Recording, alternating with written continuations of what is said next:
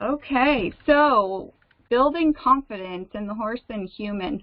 This is a really, really important topic that I don't think a lot of people address. We can often come up with things like, here's what I would want, or here's the ideal, or, I really want my horse to, those sort of things. But often we don't really break it down to say, well, how am I going to do that? We're just recognizing maybe the things we don't want that we see happening on a frequent basis. And so I wanted to split this session into kind of two sections, where first we're talking about taking a few minutes and looking at yourself and perhaps recognizing some patterns or behaviors that are unintentionally contributing to these unwanted maybe cycles during the interaction between you and your horse.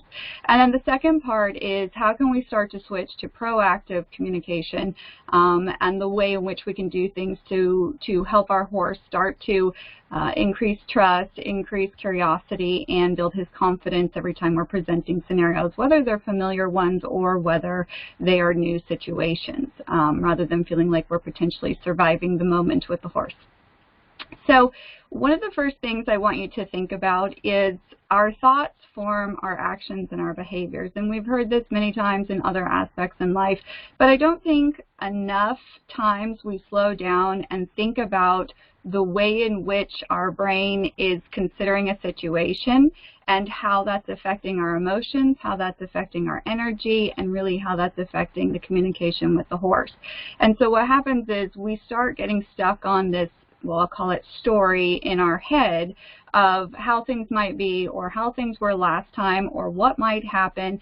And we kind of go down the rabbit hole of getting distracted by all of these potential unknowns rather than learning to stay present in the moment. And the problem is when we're getting lost in our thoughts or distracted in our thoughts, we are not communicating to the horse in what I'll call real time. And so there's this massive delay.